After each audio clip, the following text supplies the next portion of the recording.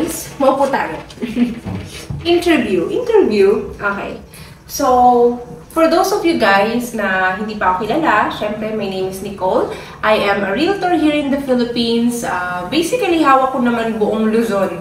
Whether it's house and lot or condominium sa Metro Manila, South area, Cavite, Batangas, Laguna, Bulacan area, Pampanga, lahat yan, may hawak kaming projects dyan. Or sell-all kasi kami, accredited kami sa maraming developers. So, nagkataon lang na malapit ako, taga Bulacan ako, and malapit ako sa mga major projects ni Dolmar Land Incorporated, more than 50 years in the real estate industry.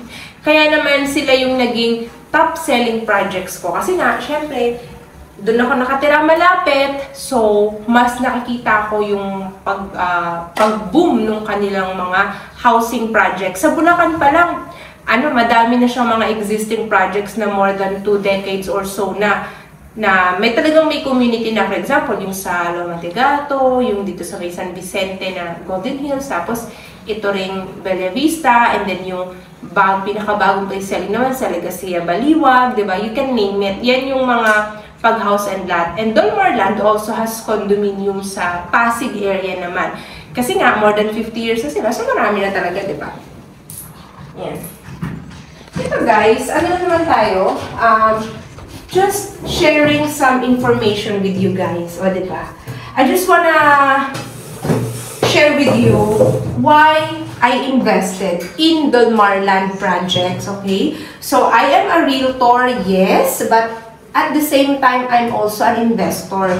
Gusto ko po talaga ang property investment kasi number one, naturally, yung pag-increase niya, pag-appreciate niya in value, whether you like it or not, diba? How many years man yan, automatic na ang prices is always going up, never going down, diba? Kasi, halimbawa, kung ang Bella Vista na projects, diba, when it started, magkano ba yung TCP niya and how much is it now, diba? Ito ang phase 1 sold out na, and then we have the phase 2, diba guys? As you are familiar with, phase 2 is already 70% sold out. So, ako, if you're gonna ask me, tanungin niyo ako. Tanungin niyo ako. Ayan. Diba tayo? Ayan, ganun. Habang naglalakad tayo, talagang sa Bella Vista, so medyo naha-house tour din kayo ng konti, diba? Yan. So, phase 2 na nga, guys. Si phase 2 is one of my newest investment din personally. Why? You ask me why. Ay, may ibon na ano.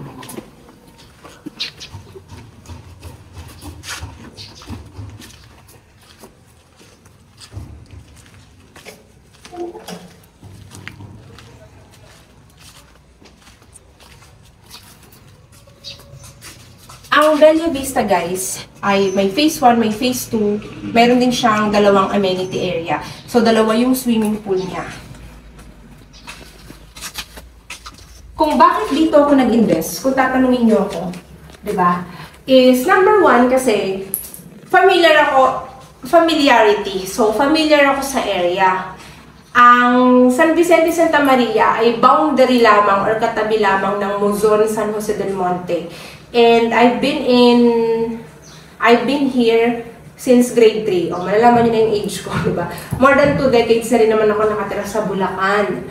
So, in terms of accessibility, familiar na ako. In terms of kung alam ko ba kung binabaha siya or hindi, syempre, familiar na ako kasi taga dito ko. So, at least I know that flood-free yung area where I reside, diba? Kung saan man ako nakatira. Kaya dito rin ako nag-invest sa Bella Vista kasi gusto kong mag-upgrade. For example, yung first kong nakuha before, nung wala pa naman ako sa real estate, syempre hindi ko pa naman afford yung mas malaki or mas magandang community. So, dun muna ako sa mas mababa, yun yung na-avail ko. Pero, nung nagkaroon ng promo si Dolmar sa Bella Vista Phase 2, yung, especially yung 36 months down payment, kahit ako as a realtor, I took advantage of that.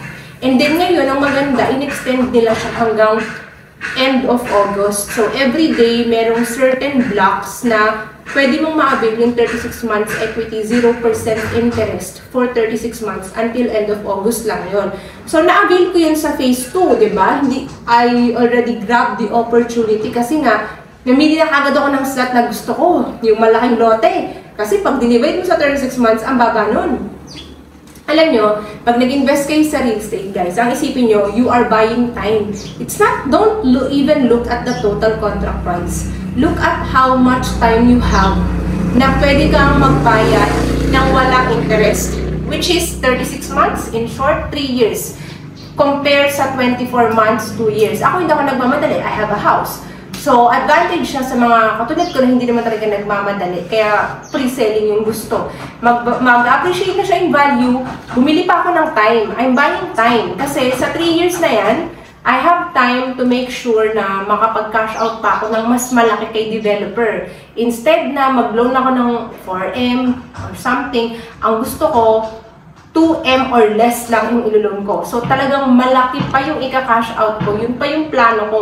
Yun yung tinatarget ko talaga. At lagi kong ina-advise sa mga buyers ko, whether it's Dolmar or a different project. Like ko sinasabi, kapag pre-selling, take advantage na walang interest yung down payment period na yan. Kasi, pag pinasok niya sa bank or sa Pag-ibig, computed with interest na siya. Diba? So, yung benefits is nasa iyo pa eh. Kapag pre-selling, nasa iyo pa as a buyer.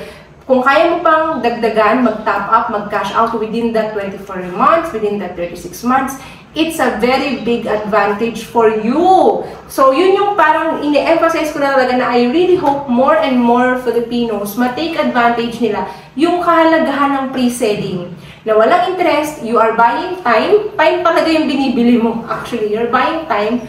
Ang haba ng oras mo to prepare financially and to prepare all your documents, diba? Kasi ang ano ba yung goal mo pag kumukuha ka ng property? Approval or disapproval? Diba? Nagigets nyo ba, guys?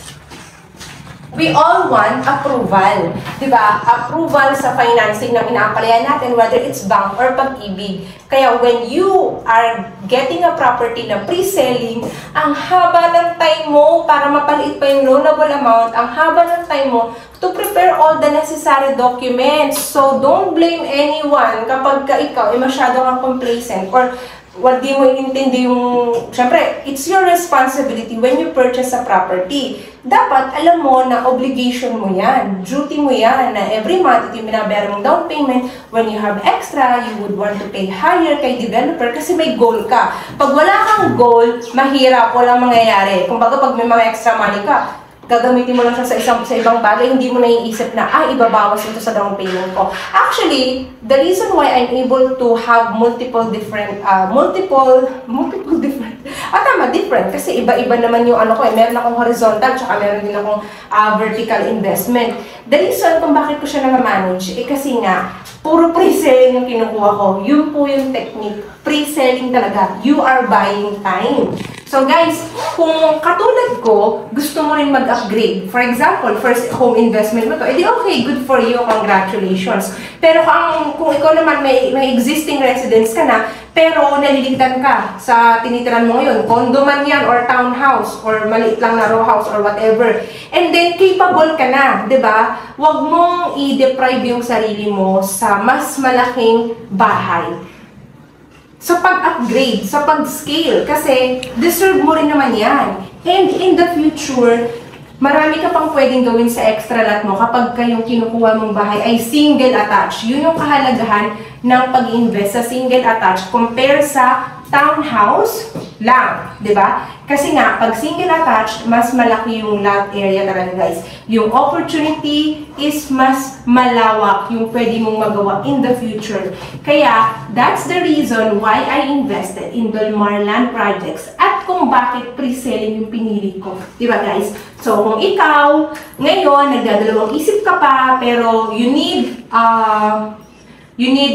to have courage or kailangan mo pa ng advice, okay, kontakin mo lang ako directly yan ng aking Viber WhatsApp number 0917-114-2422. Kung kailangan mo ng mga kausap, kailangan mo ng tips, sabi mo sa akin, chat mo lang ako, sabi mo, Nicole, ito yung gusto kong project, whatever project it is na hawak ko na napanood mo sa channel ko, di ba? Or kung ano man yan, sabihin mo lang sa akin, Ano ba yung ma-advise mo para sa akin? Ganito yung situation ko, ganyan. Ano ba yung maganda gawin, ganito, ganyan. Remember, ang goal always is your approval, okay? At dahil approval ang goal, dapat sineseryoso mo, committed ka sa project, sa investment, sa property na kinukuha mo, di ba? Huwag mo siyang pababayaan kasi sayang po. Sayang yung pera, sayang yung investment na nilagak natin kung hindi mo itutuloy, di ba? Tama ba ako, guys? So, like and subscribe for more tips and advice from yours truly. Okay, guys?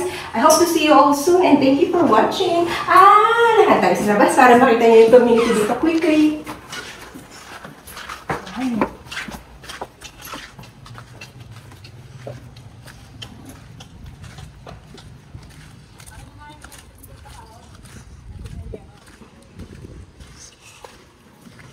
So guys, I hope kahit pa paano may natutunan kayo sa shinare ko today, no?